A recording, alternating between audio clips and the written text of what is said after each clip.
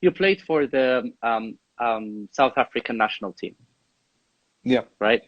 And you scored a fantastic foul, and I still watch it until today. It was a free kick yeah, against Brazil, and that was yeah. Ah, that's Olympics. Yeah, yeah, oh yes, and that was yeah, absolutely outstanding.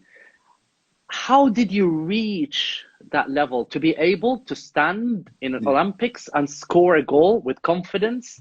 And yeah. then we'll talk about your celebration afterwards. How Ah, did you Aziz. reach that, Quinton? There's a lot Yeah, of young professionals who believe that football now is a business. yeah, You know, a lot of families, they train their kids, etc. yeah. So how did you reach that level? First of all, Z, if I may start with the business side, it should never be a business. It should be Amazing, because you love the game. And if it amazing. becomes a business, then you won't wake up in the morning to go and play football. It will come a day where you're just like, oh, when you love something, it's just natural. Everything falls into place.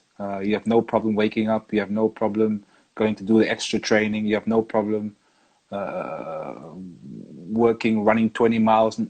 Nothing is impossible when you love something. So in True. terms of the free kick, it was just as a kid.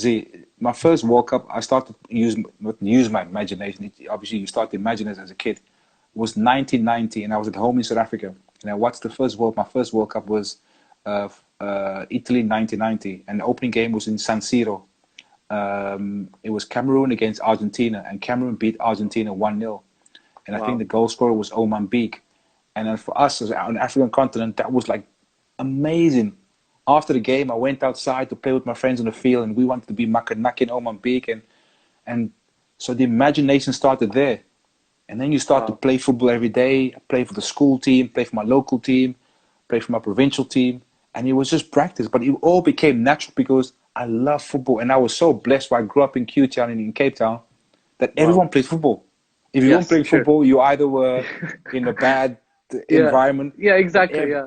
everyone played football. It was the most amazing upbringing experience I could ever imagine. It was just education, football education. So all that stuff I used and when I came to UK, a friend of mine, Neil Fenn, gave me a book of Pele, which even like uh, opened my imagination even more because I wanted to be like Pele.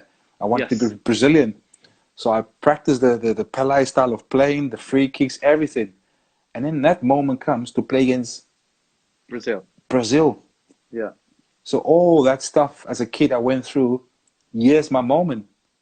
Wow. And it was just, how can I say, I was very fortunate. Got the free kick. I hit it in the right spot and it went in, and just grateful for that moment because these are things you dream of.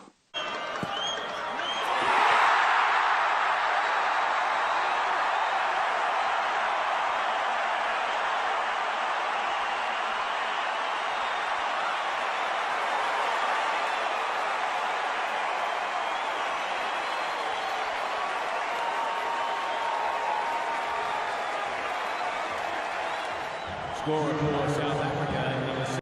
I said one of my Instagram posts, I wanted to be Brazilian. I wanted to play like Brazilian. I wanted to be like Pele, and yeah, I Yeah. get to play against the great Brazil team. So it was an absolute privilege. Yeah.